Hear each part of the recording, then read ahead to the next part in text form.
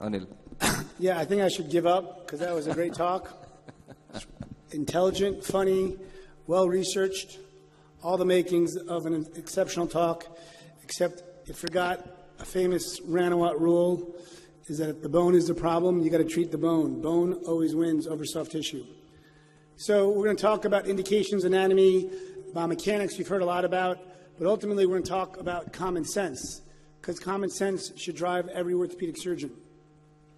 So why don't you want to do this operation? Well, the complications are a lot of them. It's scary. You can break the tibia, you can get compartment syndrome, you break a bone, the bone doesn't heal, the patella can get too low, you can hurt a nerve, and even a total knee conversion can be more difficult. You can scar and you can hurt the patellar tendon. So all these are reasons why you don't want to do this operation. I can show you a same list for MPFL complications. It's actually quite bad. I've seen a lot of disasters from MPFL reconstructions. And so one topic Deepak did not touch upon is the high complication rate in MPFL reconstructions. Not of the early series, but all of the meta-analyses. But we'll talk about that later. Ultimately, we want to restore anatomy. And I think although the video was a very good presentation of an isolated, I would call that person, I would disagree that he had abnormal bony mechanics.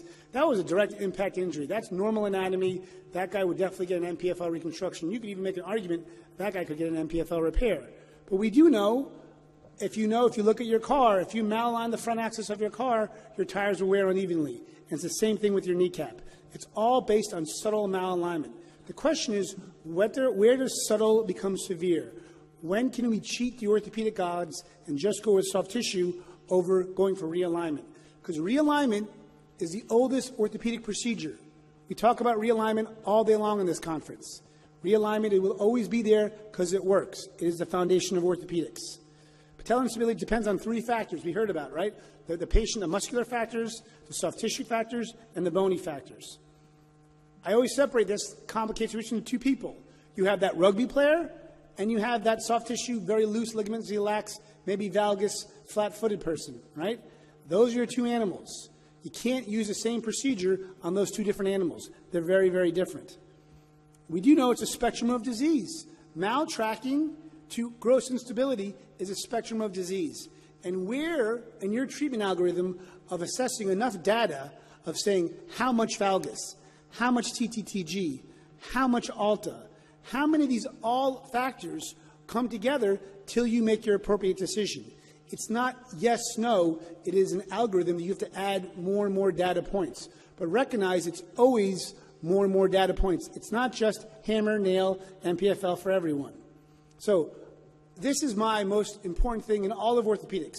Whether you think of the shoulder and you understand the glenoid tract, if you think of the hip and think of combined aneurysm, if you think of the ACL and think of slope, we all went to soft tissue procedures and we all were wrong. The bone always wins. So for the kneecap, it's the trochlea.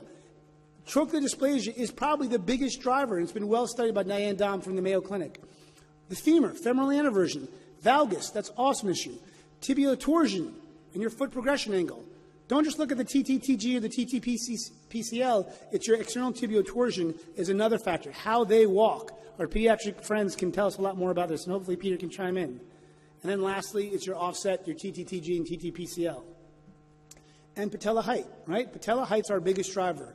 The failures of all MPFLs and all tubercle osteotomies is untreated patella height and untreated severe trochlear dysplasia. Those are our biggest drivers. And I would say the femoral aneurysm is going to be an equally bigger driver, but most knee surgeons don't know how to examine the hip, so that's why they don't understand about femoral aneurysm. And then a valgus knee. So my approach is pretty much this. If you have recurrent instability, you need a surgical problem. You've got to then figure out, is the primary problem isolated soft tissue, or is there a bony problem that needs to be addressed? So if there's a bony problem, then you need a bony solution. There is a limited role for a derotation osteotomy in the skeleton mature. I agree with Peter. For that valgus knee, doing a couple bone staples is an incredibly elegant operation.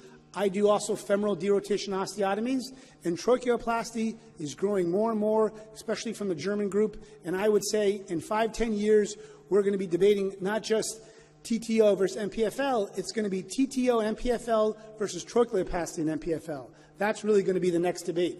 But it's a highly, if you think a TTO has a lot of complications, start doing some trochleoplasties. That will humble you even more. The reason why I think a tubercle osteotomy, it's a great operation for the average orthopedic surgeon, and it's got predictable healing if you do good AO technique. And you can add soft tissue procedures. And remember, as I said before, soft tissue procedures are not benign. These osteotomies have been around for a long time. You have your direct mutilization, you have the posterior mutilization, the Hauser, which has kind of gone out of favor because it actually increases cartilage wear patterns. Realize an MPFL also increases cartilage wear patterns, but we'll talk about that later. You have direct anteriorization, you have anterior mutilization to focus on the workhorse, and then obviously distalization. Distalization is the biggest, strongest driver to do a TTO. It is also the most scary because it also makes the osteotomy much more unstable and makes the osteotomy much longer to heal, but you have to understand that fact. So an assessment of the patient from the hip to the ankle is the most important thing.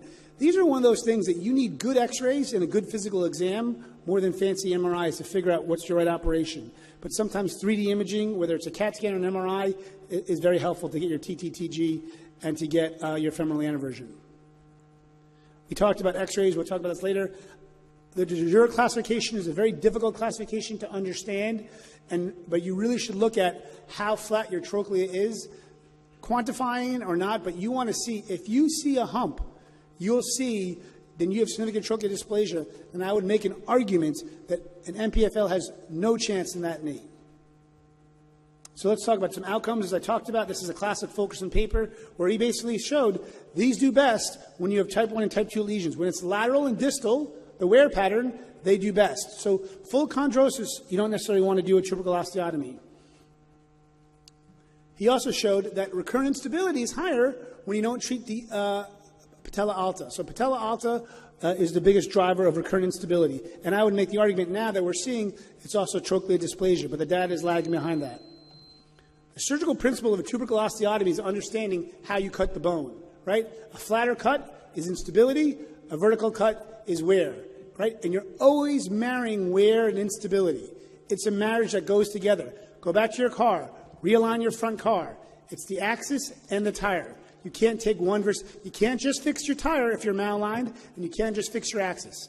It's a combination of both. So I'm going to quickly go over my quick technique. I do a long incision because I'm a Ranawat. Surgery is fun when you can see. I don't use a guide. I use a couple pins.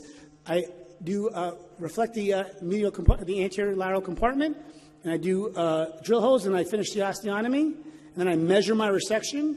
I measure the anteriorization, and I measure the medialization. And then I place 2 to 3 AO pins. I actually don't do it this way. I do it more oblique as an AO technique, and then I do my second screw not as a lag screw. The first one is a lag screw.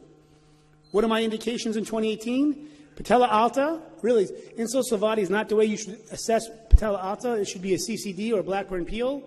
A TTTG, anywhere close to 15, I'm thinking about it.